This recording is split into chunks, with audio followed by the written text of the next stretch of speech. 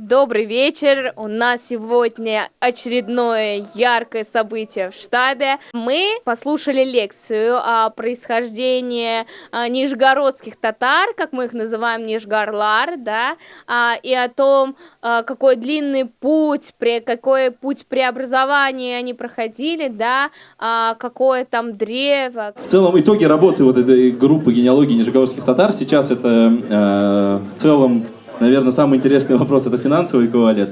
Вложили уже более 4 миллионов рублей, но вроде как уже даже еще больше. Это в целом все тратится на выкуп архивных материалов разных, книг, различных документов, всего такого. Плюс проводится ДНК-исследование. Как это работает? То есть мы находим, например, какого-то человека, находим его древо полностью до самого далекого времени, которое можно найти. Это обычно 1600 и 1500 годы. И у таких людей мы берем ДНК, отправляем ее в одну недружественную страну, и там приходят хорошие результаты по поводу ДНК. ДНК исследуется в основном Y-хромосома, то есть это мужская хромосома. И это связано, ну, наверное, вы можете догадаться с чем, потому что, условно, там, вот мой предок, который из Анды, он получил землю в этой деревне, он сел, и он никуда не уходил. А девушки все-таки более миграционно способный элемент. Девушки обычно куда-то все время расходятся. То есть, либо там в другую деревню ее кто-то увез, она там к мужу переехала в другую деревню и всякое такое. А мужики обычно сели и сидят, и не двигаются на одном месте. Поэтому как бы мужчин исследовать более полезно и продуктивно. В целом, период истории, который мы охватываем, это уже более 500 лет. То есть это до порядка там, 1500-х годов, местами даже 1400-х годов доходит. Ну и там количество гигабайтов информации, на самом деле это бесполезные данные, 250 гигабайтов, потому что там и фотографии, и Excel-варианты, там много чего разного. Конкретно вот этот островочек такой зелененький, ядреный вот здесь вот, это и есть нижегородские татары, по сути одни из самых западных. Там чуть-чуть западнее только, наверное, рязанские татары, но в принципе вот они самые-самые западные и, собственно, относятся как раз к мещарам.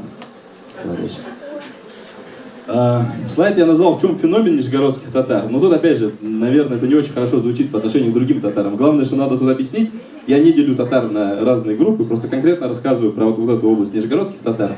Но мой подход, что все татары все-таки единый этнос, и там разделение на мещар, татар, сибирских татар, условно всех остальных татар, это не очень правильно, но есть конкретно одна история.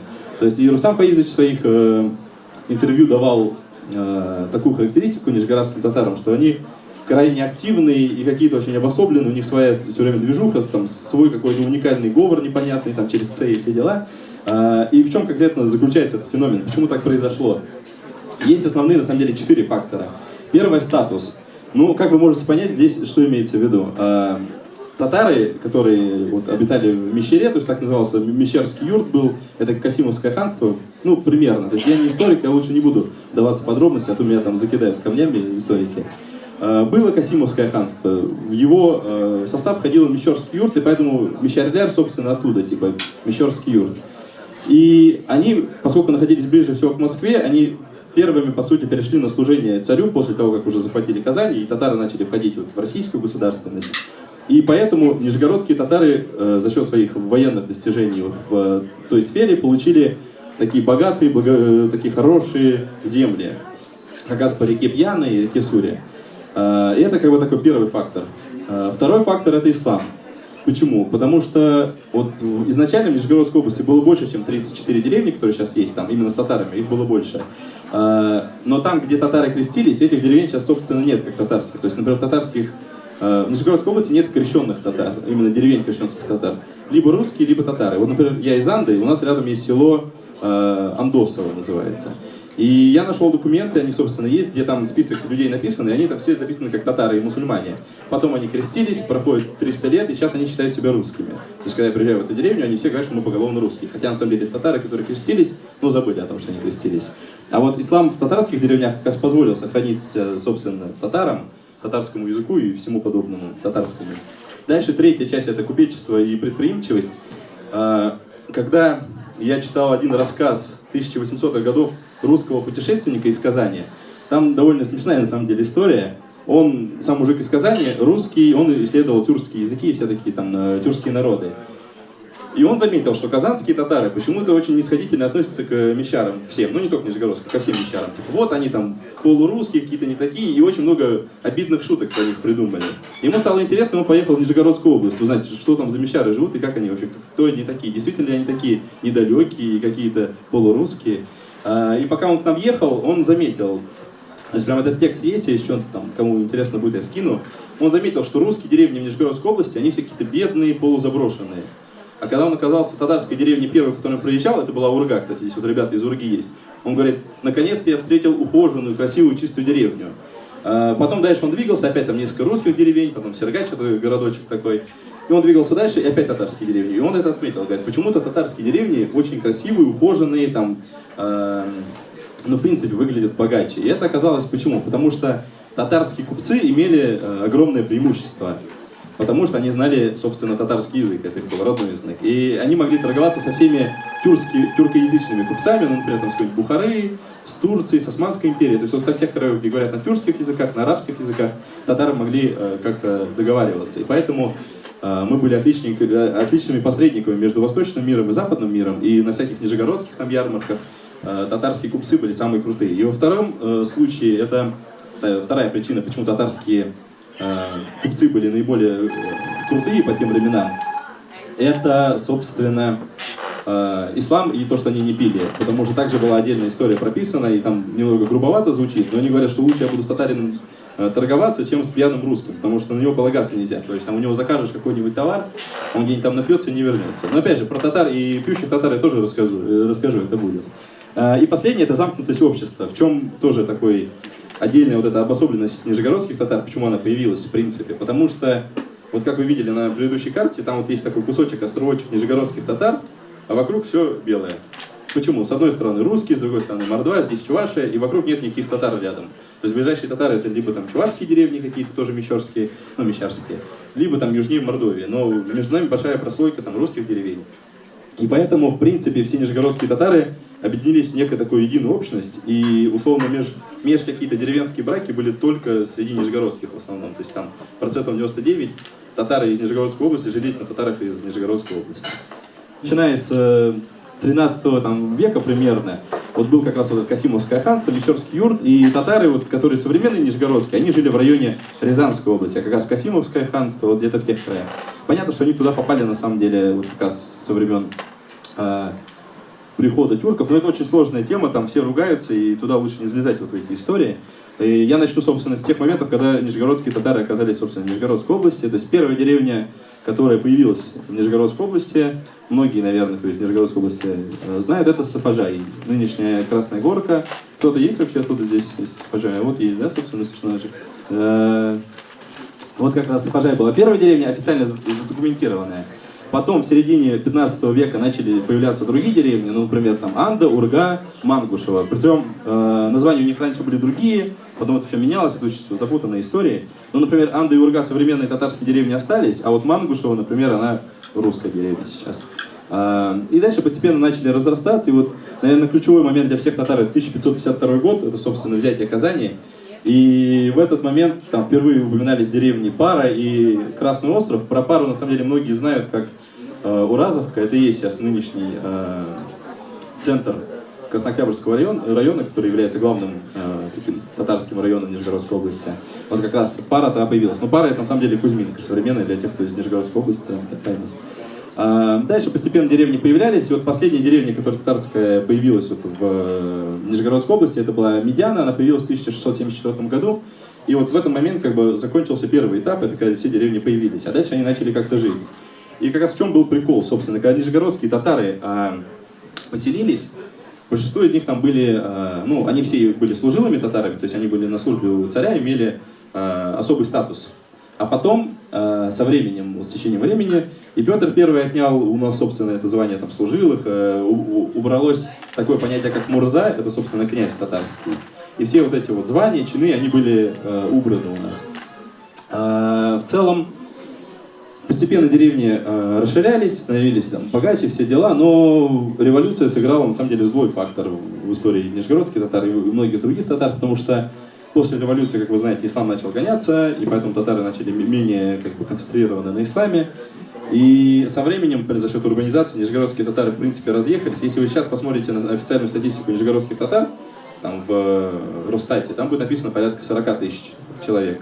Хотя на самом деле их там может исчисляться там, порядка 100 тысяч человек. Потому что в деревнях-то, по сути, никто не живет, все в городах, а приезжают в деревню там, на лето, например, или на майские. Чем занимались нижегородские татары до этого? Это, собственно, войны. Они забирались либо как рекруты на войны, то есть это как бы набор был отдельный, рекрутский. Также была там отдельное такое татарское войско собиралось, называлось оно рейтары. Это, по сути, воины на коне с оружием. Ну, понятное дело было, что русским было неплохо использовать ребят, которые и так на конях хорошо там разбираются и катаются. Они их брали, давали оружие, и вот, собственно, были рейтары. И две деревни Нижегородской области изначально назывались Рейтарская, собственно, вот от таких воинов. Это Суксу, получается, Ключище нынешнее, и Медяна. То есть две такие молодые деревни, они появились изначально, назывались как Рейтарская. Также, ну, татары были, собственно, купцами. Я рассказал, почему купцами они были, потому что была хорошая бизнес-жилка и языки. Как и сейчас, учите английские языки, там, и Skyeng, возможно, мне пришлет какой-нибудь там денежки за рекламу. Религия, понятное дело, что у нас очень было много имамов, и если посмотрите даже сейчас, в большинстве городов и крупных городов, имамы татарские, да и в принципе все мусульманские имамы в городах, это часто нижегородские татары. То есть там из Овечьего оврага большая, там династия имамов. Ну, короче, очень-очень много имамов из Нижегородской области. Ну и, собственно, земледелие и скотоводство. Здесь история такая довольно тоже забавная. Когда копались в этих документах, поняли, что татары не особо любили заниматься земледелием. Как-то не наша эта история. Вот нам скорее как-то вот там коней выращивать, из них козе делать. Вот, кажется, если из Рыбушкина здесь есть, вот у них там, собственно, козе, да, это такая передовая движуха. Вот это, кажется, с тех пор еще, когда мы такие, ну, как бы земледелие это не для нас, там русские гораздо более долго оседлые ребята. Давайте у них возьмем технологии, а мы как бы тут скот разведем, коней, барашков и будем там делать Курбан-Байрам. Дальше. И здесь более интересные профессии, которые были уже у нижегородских татар. Ну, лесоповал, понятно, у нас там имеется лес, его рубили, отправляли. Бортничество, это, собственно, делали мед. И вот самое интересное, это медведи-трюкачи, как я их тут назвал. Если кто-то, опять же, ну, здесь из Нижегородской области, кто заезжает в Сергач и видел когда-нибудь герб Сергачевского района, видели, что там медведь, да? Как раз в чем история. В Сергаче было развито медвежатничество, но это не то, что там где воруют, а конкретно взращивание медведей. И есть отдельный прям документ, где указано, что в Нижегородской области у татар примерно в каждом третьем доме был ручной медведь. То есть сейчас мы там заводим каких-нибудь собачек и кошек, а раньше наши предки заводили медведей. И, то есть к медвежьим деревням относились Андреевка, Анда, Кочка Пожарки, Комкино и Суксу, например. То есть вот я, собственно, из Анды, и, скорее всего, у моего прапрадеда был ручной медведь, с которым он веселился. Но зачем они, собственно, заводили медведей? Многие татары выступали с ними как в цирке, и ездили, например, в Нижний Новгород или какие-то другие города, в Москву, и устраивали цирковые представления с медведями. И там было 3 таких основных вида представлений с медведями. Это керящ, заставляли медведей двоих бороться по-татарски, то есть им давали, как-то пытались на них полотенчика навесить, и они боролись. Вторая история — это изображение пьяного русского, тоже какая-то забавная история, почему-то медведь с этим ассоциировался. Вот. А третья история — это заставляли его танцевать. Если тут есть какие-то экоактивисты, наверное, это не понравится, но вот такая история была. Вот. И четвертое, это менее интересно, это работа за пределами дома. То есть есть такая история, что нижегородские татары часто служили у царя там в доме, что-то делали, работали. Ну, это такая классическая история для всех татар. Перейду к демографии. Здесь вот вы можете сканировать QR-код и перейти на такую интересную инфографику, вот особенно для нижегородских татар интересно будет. Там будет население всех татарских деревень, начиная с 1700-х до наших времен, и вы будете видеть, как ваша деревня двигалась вот по рейтингу. То есть какие деревни там, наоборот, были очень маленькие, развивались, становились больше, какие-то, наоборот, угасали. Вот, в принципе, по этому QR-коду должно работать. Но сейчас вот самые крупные деревни, в принципе, их 5, ну, такие прям ключевые большие. Это Петрякцы, Татарская Маклакова, Уразовка, Рыбушкина и Красная Горка, то есть Сапожай. Вот. А топ наименее крупных деревень — это Ищеево, Кузьминки, Трехозерки, Красный Яр и Кадымка. Кадымка уже почти вымерла, там официально 4 человека, но, как я знаю, кто-то пытается еще туда приезжать и восстанавливать деревню. Так что, кому интересно, можете по QR-коду пройти. Также там еще интересная статистика есть, недавно считали, какие деревни наиболее сильно росли со временем, то есть в каких деревнях ну не хочется так говорить, но где активнее занимались любовью, так сказать, где больше детей производили, в каких деревнях. И мы видим, что лидеры по рождаемости, собственно, и самое главное, на самом деле, здесь не совсем только про любовь речь идет, здесь еще речь про медицину похода. Потому что здесь главное было не родить ребенка, а вырастить его примерно до 3 лет, потому что каждый третий ребенок в течение года умирал. Вот это официальная статистика. И в итоге самые наиболее активно развивающие деревни до революции это была Урга, Анда, Тукай, Андреевка и Петрякса. То есть в основном деревни, которые над Пьяной находятся. Это интересно, потому что у нас вот есть условно Пьяная, и она делит деревни пополам. И почему тут севернее Пьяные активнее размножались. Вот. А наименее растущие деревни вот здесь представлены. Это Пашатово, Карга, Уразовка, Кузьминки и Трехозерки. Также отдельно еще посчитали, какие деревни сильнее пострадали от революции. То есть на кого повлияли вот эти революции, из-за которых народ уехал, либо там, переехал вообще в другие страны, как, например, в Актуково. Потому что из Актукова уехали в Финляндию, и там есть финские татары, они, собственно, почти все из Актукова. И вот мы видим, что Кадамка наиболее сильнее всех пострадала, которая как сейчас, собственно, самая маленькая, и там почти никто не живет. Также Урга, потому что Урга из-за вот их большого роста, они должны были становиться примерно как сейчас, ну, наверное, даже, может, небольшой рыбушки, но не вышло, революция не позволила. Пицца, Актуково и Кучичи. А меньше всего пострадали, то есть, наверное, какие-то наиболее ярые коммунисты были в Шубино, Пашатово, Сафажае, Семеновке и Мочалее. Ну, большинство из этих деревень до сих пор там крупные, то есть так и получилось. Но здесь вот можете увидеть размеры деревень, в принципе, да, они как в географическом расположении указаны здесь. Теперь язык, как раз это такая повеселее история будет.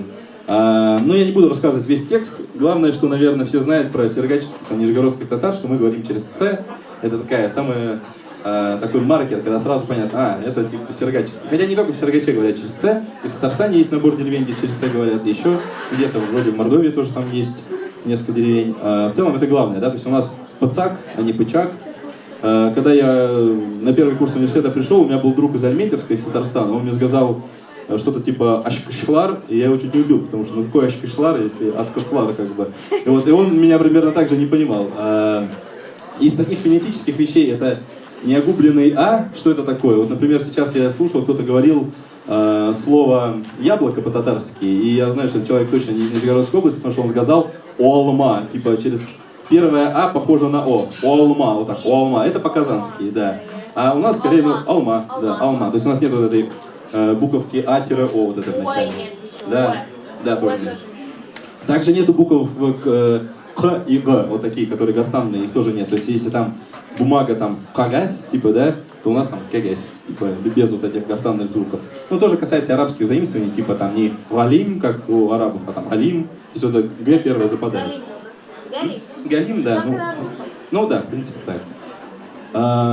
Ёканье и зоканье. Здесь, кстати, интересная история, потому что не у всех нижегородских татар еще одинаковый язык. Как раз вот этот пьяно тоже служит водоразделом во многом. Ну, например, я и моя девушка, мы говорим по-разному слова, которые начинаются с классической татарской буквы «дж», потому что мы из разных деревень. Некоторые говорят, например, «джиляк», нижегородский, а некоторые говорят «иляк», некоторые «зиляк». Вот. Также, вот, например, татарская, например, «убери со стола» сейчас будет довольно забавно звучать, потому что ко мне приехал мой друг, Рома, русский. Ему моя бабуля говорит: «Айрат, стальне», то есть стол, заебал. И он думает, чего у тебя бабушка матом ругается? Вот, а как бы, ну это такая старая история, потому что у казанцев «диепал», да, а у нас как бы «заебал». Это не мат, это татарский язык. Так, еще морфологические черты здесь указаны, но это, собственно, там уже грамматика. Ну, у нас там говорят «тын кота» вместо «тын буе», ну это такие. Уже менее интересная история, давай дальше. Есть еще разница в лексике, то есть какие слова мы используем. Их тоже довольно много различий. Я так подобрал несколько просто для интереса. Ну, например, глагол «смотреть». Вот мы часто слышим там в телевидении, говорят там «карарга», «мин карим», что-то там, да. Но у нас так не говорят, у нас говорят «багу», типа «багам», всякое такое. И, кстати, в турецком есть действительно аналог, потому что они говорят, типа, вот у них глагол «бакмак», да, вот в инфинитиве. Также «скучать». У нас «иригю», то есть «эреклендем», вот всякие такие моменты. А классическая татарская «сагану». «Збайорт», у нижегородских татар «ястек», подушка, у казанцев это «мендер». Также здесь я еще указал там другие варианты, кто там, если, например, из Мордовии, из каких-то других регионов, у них может быть такие там используются слова. Занавеска также вот у нижегородских либо «кырма», либо «кыргац», а у казанских это «перде», либо «ферде», там тоже в зависимости от деревень. Слово «дустыган». как я знаю, у казанцев его даже особо нет. А у нас Дустаган это ковш, в котором мы в бане моемся. Вот для нас Дустаган как бы это основа. Тюбетейка тоже. Чумеш. У вас чумещ? Ну, меня у Дустагана кшлявел чумеш. Ну вот. Капец тюбетей, то есть у нас нету тюбетей, мы не говорим тюбетей, мы говорим капец. Вот. Лошадь тоже. У нас алаша, то есть как вот в Рыбушкино делают козы из алаши, а вот у вас из, скорее, ата, да, типа из лошади. Овца тоже отличается, куй, сарек. Петух, то тоже, опять же, разделение среди нижегородских. Например, у меня в деревне говорят куцат, а у кого-то отцять, да, получается, да, отцять. У нас там куцат говорят.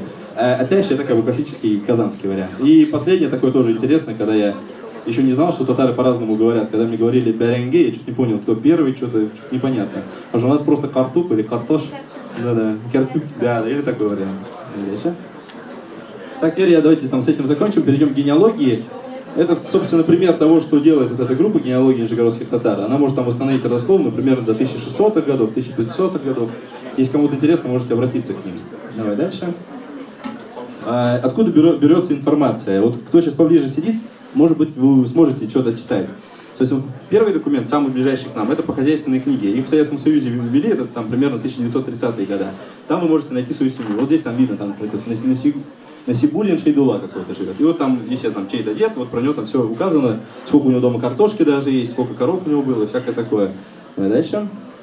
Следующая информация берется из метрических книг. Это такая полезная информация в целом. Мулалар, когда еще до революции, в мечети записывали всех, кто родился, всех, кто умер, кто женился и кто развелся. Они записывали, понятно, на старотатарском, то есть используя арабицу. И мы выкупаем все эти данные и переводим их на, ну, то есть читаемый формат татарский, то есть на современную кириллицу.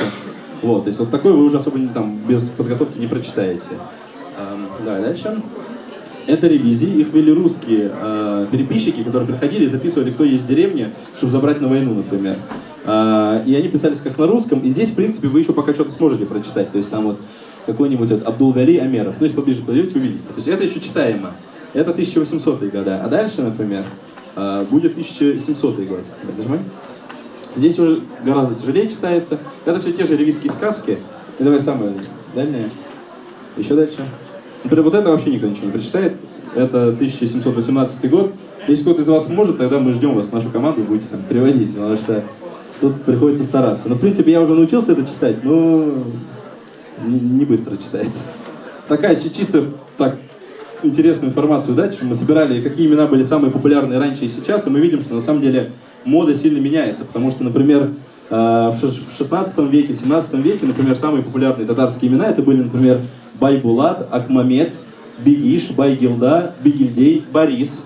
И в чем прикол Бориса? Ну, понимаем, что это как бы в целом русское какое-то имя, да?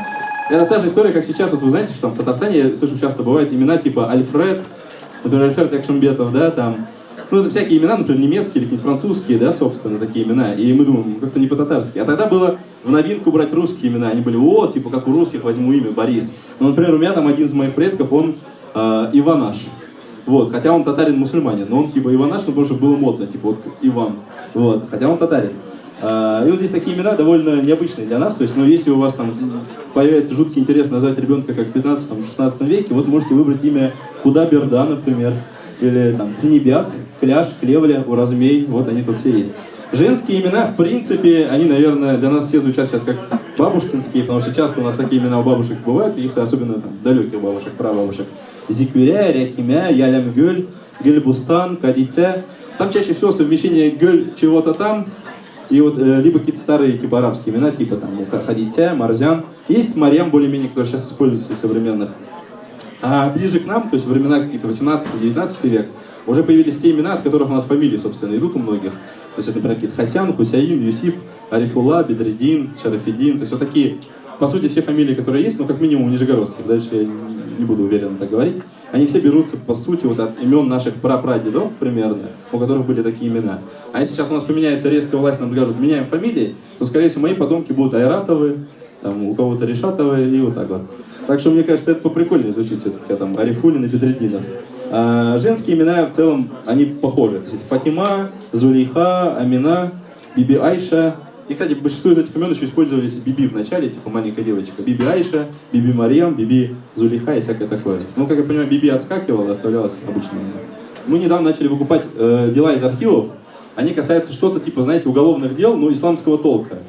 Как это было? Ну, например, сидит девушка, ее бьет муж. Вот у нас все рассказывают, что женщины у мусульман, у татар бесправные. Это вообще не так. Я в какой-то мере тоже от стереотипов думал, наверное, раньше так было. Оказывается, не совсем. Девушка, например, там, в какой-нибудь деревне живет, там, в Шубино, предположим, ее бьет муж. Она берет, пишет заявление в Оренбургское духовное управление мусульман. Так делали вообще, в принципе, все татары всех мест и все мусульмане. Туда отправляется вот этот документ, они его разбирают, пишут муле, какого там черта у вас бьют женщину, разбираются, наказывают, все дела. И есть некоторые интересные истории, но это прям из разряда каких-то уморительных, по ним можно сериалы снимать. Например, вот я, поскольку там занимаюсь своей деревней Анды, я оттуда буду приводить примеры. История такая. Мужчина, он из Анды работает, хороший мужичок, уезжает в какие-то деревни. Точнее, в города, куда-то ездит работать. Его дома нет. Возвращается он себе домой однажды и видит, что под лабазом, то есть под домом, его жена с неким Ибрагимом Конюковым выбегает. Вот, он такой, ага. Он бежит за Ибрагимом Конюковым, хочет его вмазать, тот убежал. Вот, собственно, да, не получилось. Нет, жене вроде не досталось, но как-то поругались, но это не указано в документах. Скорее всего, досталось. Проходит 3 месяца, он опять уезжает работать, возвращается, и снова она с Ибрагимом Конюковым. Он все не выдерживает, он догоняет Ибрагима Конюкова и кидает в него топор и попадает в руку. Ну, рука, благо, не отлетела, но в целом порезала нормально там его. Его отправили в Острог, то есть в тюрьму. Ну, тогда не сажали на долгие сроки, там на месяц, чтобы подостыл. А в это время жена накатала жалобу на него, что он оставил ей мало еды. Вот, говорит, как-то маловато мне еды, оставил он всего на 4 месяца. Вот, и она написала эту жалобу. В итоге, она, понятно, не указывала всю вот эту информацию, что она там была с неким Ибрагимом Конюковым под лабазом. Она это сообщила, ей там сказали, что да, пусть выделяет побольше еды. Он потом накатал обратную жалобу, что она там где-то гуляла. И самое интересное, что она, например, использовала официальную свою защиту в этом деле, что балахи, талахи, валахи, я этого не делала. И это такая, в принципе, резонно. Считаем, что да. Еще забавная вот история была в Медиане, например. Мужик один, ему 60 лет, у него уже 2 детей есть. Он пишет жалобу на своего муллу. За что? Ситуация такая. Он говорит, он прям очень жалобно пишет, прям видно, что он старался. Он позвал русского друга, который по-русски хорошо пишет. И он прям жалуется. Он говорит, вот я хороший мужик, столько лет прожил в деревне с этой женщиной. У него жена из Актукова. Я ее так любил, все хорошо. А она мне 3 года уже любовные свои дела не исполняет. Представьте себе, говорит, вот 3 года не исполняет семейные обязанности. Вот, я позвал муллу, говорит, хочу, чтобы он объяснил ее правила, что ты должна исполнять семейные обязанности. А мулла взял и развел нас. Вот так он. Вот, то есть такая история прям буквально в архиве лежит. Вот, он говорит, развел нас. Как я понимаю, на самом деле, мужик, видать, либо пьющий, либо какой-то был, и он просто жаловался, чтобы как-то спасти ситуацию. И самое интересное, он просил не наказать муллу там, или жену, еще кого-то, он просил 2-й раз брак с ней оформить. Вот, то есть вот мужики такие упрямые были в те времена. Там много всяких, например, дел, связанных вот как раз с семейными отношениями. Вот это прям основные массы дел. Там один мужчина из Шубина жалуется, что у жены развратный образ поведения.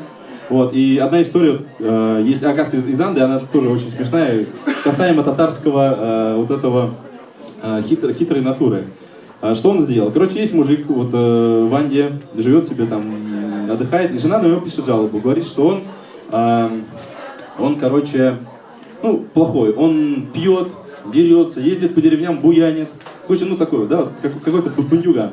И что он сделал? Самое забавное, я когда это прочитал, я ржал, наверное, день целый. Он купил в Сергаче крест серебряный большой. Он мусульманин, он не крещеный. Купил себе большой крест серебряный. Езжал в русские деревни, там, типа, рядом с Андреевкой, там, над Сергачом, в любые русские деревни, заходил в монастырь и говорил, типа, я крещеный татарин из Анды, меня там бьют, говорят, потому что я крестился, типа, веру свою продал ислам. Дайте денег. Ему давали денег, он по деревням ездил, собирал деньги, возвращался в Анду с деньгами и жил. И, кажется, на это жалуется жена, и, собственно, я дело до конца не читал, не знаю, чем закончилось пока, буду потом разбираться с этим. И весь этот материал мы, конечно же, закрепили великолепной викториной.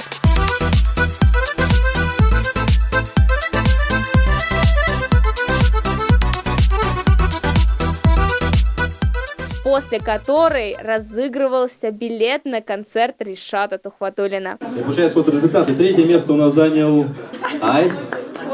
2-е место занял Ильнар из Урги. И 1-е место заняли 2 дочки.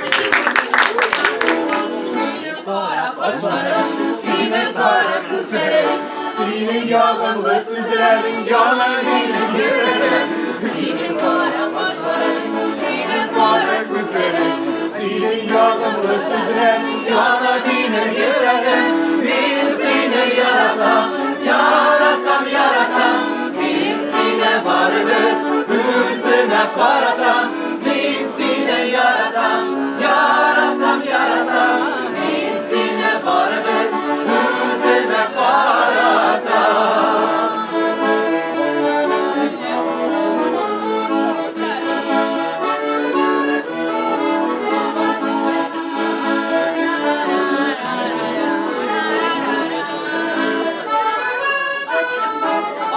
Bahçesine gel, yürüyen şaşır mesüde, sinir kırem sabırıyla, yürekliğinin adıyla. Bozma bahçesine gel, yürüyen şaşır mesüde, sinir kırem sabırıyla, yürekliğinin adıyla. Birisini yaratan, yaratan, yaratan, birisine vardır, yüzüne karatan, birisini yaratan, yaratan, yaratan, birisine vardır, yüzüne karatan.